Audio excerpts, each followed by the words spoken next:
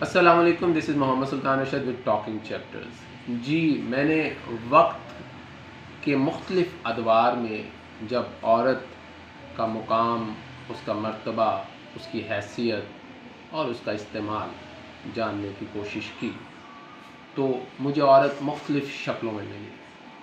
سب سے پہلے میں جب یونان میں گیا تو یونان میں میں نے عورت کو پایا کہ عورت محض ایک سانپ کی مانند ہے جو ڈسنے سے باز نہیں آتی، یعنی یونانی کہتے ہیں کہ عورت ایک سانپ ہے۔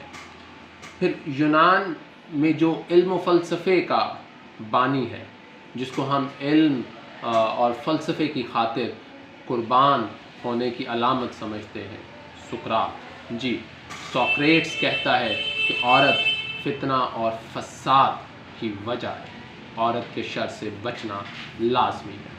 پھر میں جب سکندر اعظم کے استاد ارسطوٹل سے ملا تو ارسطو نے بھی اپنے شاگرد یعنی سکندر اعظم کو کہا کہ عورت سے بچ کے رہو گے تو دنیا پر حکمران بن جاؤ گے، یعنی عورت سے بچنا اس نے بھی کہا کہ عورت سے بچ کے رہو۔ پھر جب میں بونا وٹیکر کے پاس گیا تو مجھے اس کے ارد گرد عورتیں جو ہیں وہ بچھو کی صورت میں نظر آئیں، اور بونا وٹیکر کہتا ہے کہ عورت کبھی بھی ڈسنے سے باز نہیں آ سکتی، عورت کے ڈنگ سے محفوظ رہنے کی کوشش کرنی چاہیے۔ یہ تو چند ایک افراد تھے۔ جب میں نے عورت کو مذاہب کی کتابوں میں تلاش کیا، مذاہب کے ٹریڈیشنز میں، ان کی سویلائزیشنز میں تلاش کیا تو میں ہندوستان آیا۔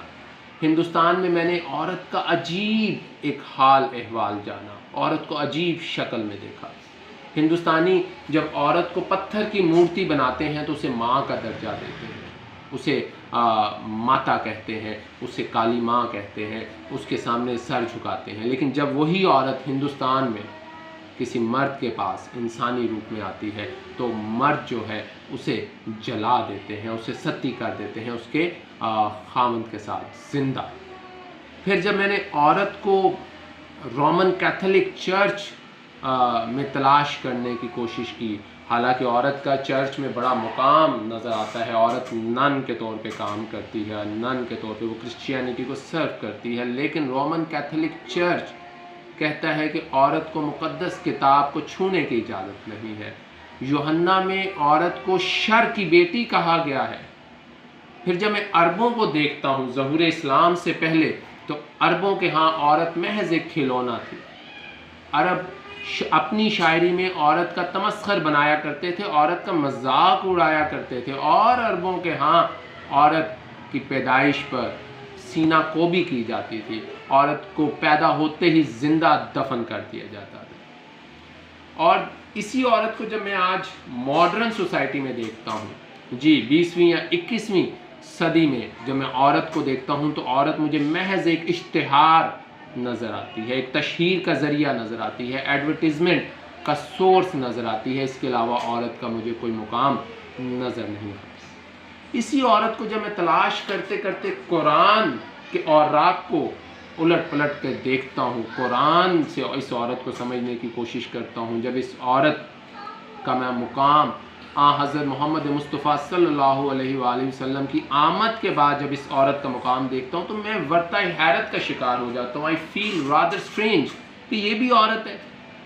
جی اللہ کے رسول کی جو زوجہ ہیں اما خدیجہ، جب وہ اللہ کے رسول کے نکاح میں آتی ہیں تو وہ اللہ کے رسول کا سہارا بن جاتی ہیں۔ جی عورت، مرد کا سہارا، وہی عورت جب اما عائشہ کے روپ میں سرکار صلی اللہ علیہ وآلہ وسلم کے نکاح میں آتی ہیں تو وہ سرکار صلی اللہ علیہ وسلم کی لاڈلی زوجہ بن جاتی ہیں، اور اما عائشہ کے لیے قرآن خود کلام کرتا ہے کہ عورت پاک دامن ہے، اما عائشہ پاک دامن ہے۔ جی میں بات کر رہا ہوں رحمت للعالمین حضرت محمد مصطفیٰ صلی اللہ علیہ وآلہ وسلم کی۔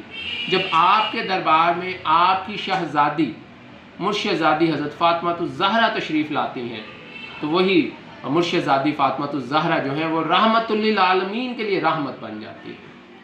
اسی عورت کو جب میں اسلام میں دیکھتا ہوں، اس کو جب میں اسلام کی چار دیواری کے اندر دیکھتا ہوں تو یہ عورت جب نکاح کر لیتی ہے، ماں بن جاتی ہے، تو اس کے پیروں کے نیچے جنت آ جاتی ہے۔ یہ جب بہن ہوتی ہے تو یہ بھائی کے لیے غیرت، حمیت اور دوستی کی علامت بن جاتی ہے۔ یہی عورت جب نکاح کی صورت میں کسی مرد کے ساتھ اس کی محرم ہو جاتی ہے تو یہ اس عورت کا لباس بن جاتی ہے، اور یہی عورت جب کسی مرد کی آغوش میں بیٹی بن کے آتی ہے تو یہ باپ کے لیے رحمت کا سبب بنتی ہے۔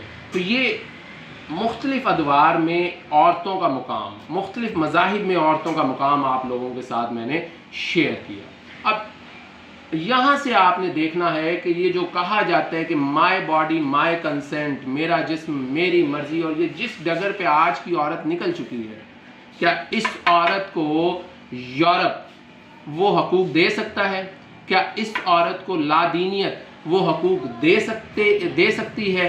کیا اس عورت کو آج کا میڈیا وہ حقوق اور وہ مقام اور وہ مرتبہ دے سکتا ہے جو مقام و مرتبہ قرآن نے، اسلام نے اور آخری رسول خاتم النبیین حضرت محمد مصطفیٰ صلی اللہ علیہ وآلہ وسلم نے عطا کیا؟ تو یہ لمحہ فکریہ ہے، یہ سوچنے اور غور کرنے کی بات ہے، مرد اور عورت دونوں کے لیے۔ اپنا بہت سا خیال رکھیے گا، اپنی رائے سے ضرور مجھے جو ہے آگاہ کیجیے گا۔ انشاءاللہ جلد آپ لوگوں کے ساتھ پھر ملاقات ہوگی، دعاؤں میں یاد رکھیے گا۔ اللہ حافظ۔